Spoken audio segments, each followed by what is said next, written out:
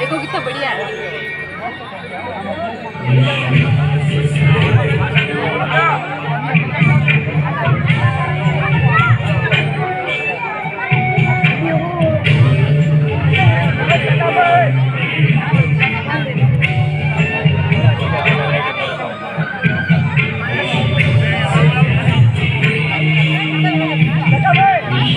चांद चांद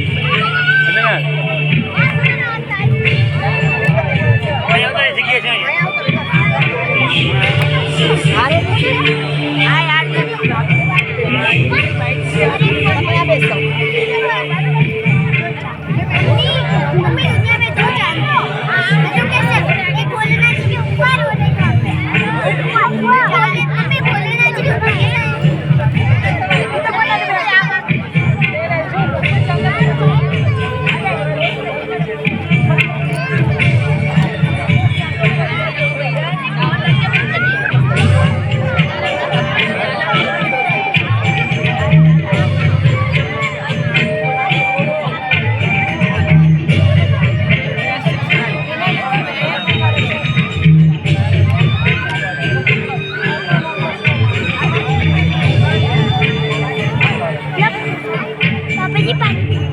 शानदार है ना।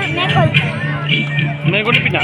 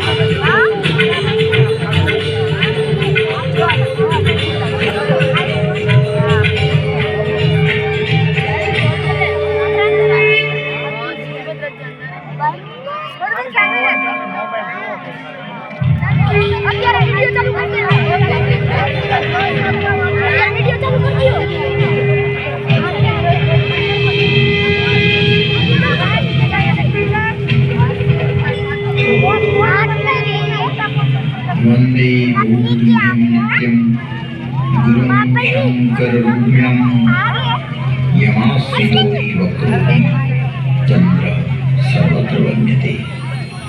भवानी शंकरौ वंदे श्रद्धा विश्वासरूपिणौ याभ्यां विना न पश्यन्ति सिद्धा स्वान्ति स्त्रीश्वर। तुम त्रिभुवन गुरुवेद बखाना आन जीव पावर आजाद विश्वनाथ नाथ मुरारी त्रिभुवन महिमा विदित।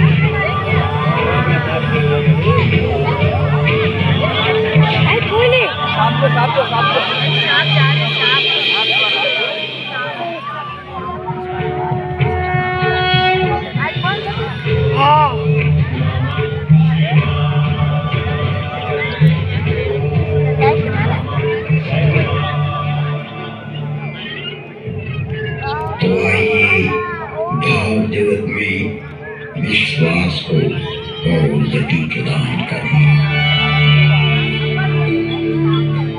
घटना तो कुछ सदियों पहले की ही है कि जब मेहता नरसिंह कृष्ण भक्ति के भाव में लीन रहते थे। उन्हें कृष्ण की भक्ति के सिवाय और कोई काम नहीं सोचता था। वो अपनी बड़ी भाई के परिवार के साथ रहते थे।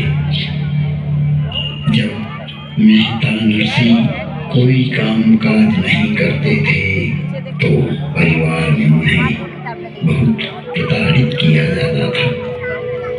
उनके बड़े भाई भी नरसिंह जी की अकर्मण्यता पर आए दिन कुपित होते रहते थे, किंतु मेहता नरसिंह अपनी कृष्ण के स्मरण में इतने खोए रहते थे कि इन सभी प्रताड़नाओं का उनके मन मस्तिष्क पर कोई प्रभाव नहीं पड़ता था।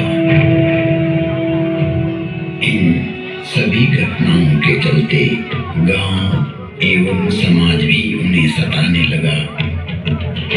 इसके उपरांत भी नरसिंह जी अपना जीवन अपने इष्ट को समर्पित कर भाव में लीन रहते थे। एक दिन मेहता नरसिंह जी को उनकी भाभी ने एक ऐसा ताना मारा कि वो सहन नहीं कर पाए। भाभी ने कहा, बड़े भक्त बने फिरते हो, भक्ति का आडंबर करते हो, गांव समाज को मूर्ख बनाते हो, किसी और का कमाया हुआ खाते हो। यदि तुम्हारा ईश्वर के प्रति समर्पण है तो उन्हें क्यों नहीं कहते कि वो तुम्हारा भरण पोषण करें, तुम्हारी सारी आवश्यकताओं की पूर्ति करें। बहुत हो गया ये नाटक। यदि इतनी ही तल्लीनता एवं तुम्हारा विश्वास है तो उन्हीं के पास रहो और उनसे ही अपनी आजीविका चलाओ। इस घर का त्याग कर दो, निकल जाओ इस भवन से। देखती हूँ तुम्हारा परमात्मा कितने दिन तुम्हारा वहन करता है। नाच गान कीर्तन श्रद्धा भक्ति और भगवान के नाम से समाज को बहुत भ्रमित किया है तुमने, चले जाओ यहाँ से। मेहता नरसिंह ने कहा, भाभी आप मुझे जो चाहे कह लो, पर मेरे इष्ट को अपमानित न करो।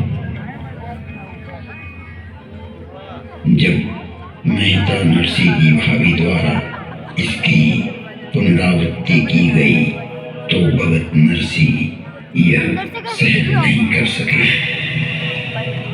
और चले मेहता नरसिंह गोपनाथ महादेव की ओर।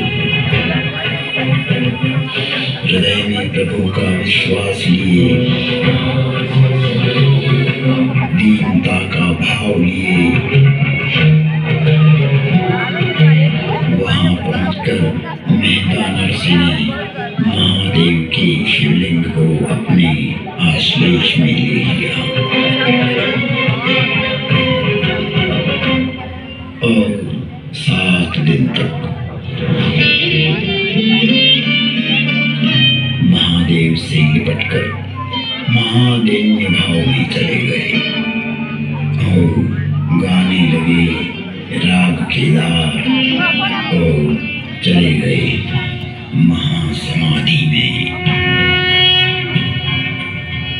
नीलकंठ महादेव स्वयं प्रकट हुए।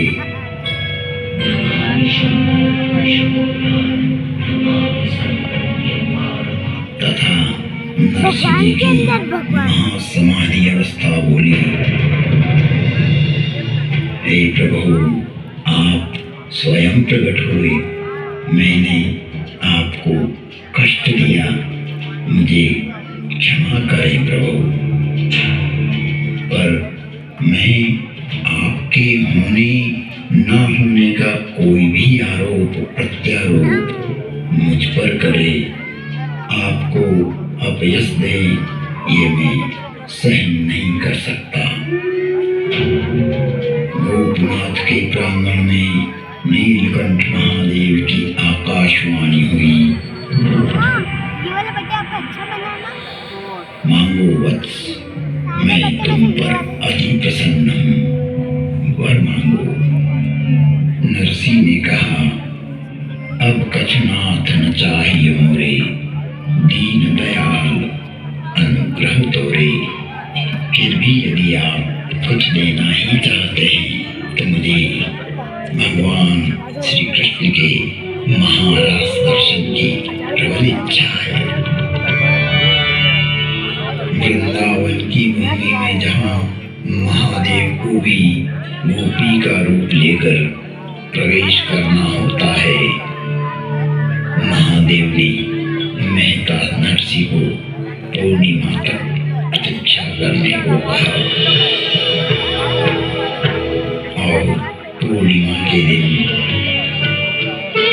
गोपनाथ महादेव के प्रांगण में महादेव ने मेहता नरसी पर करुणामय दृष्टिपात किया और नरसी जी को दिव्य दृष्टि प्रदान की।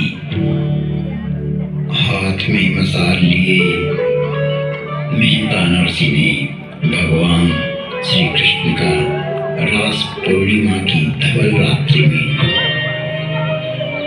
अपने आत्म प्रकाश में यह महाराज प्रत्यक्ष देखा।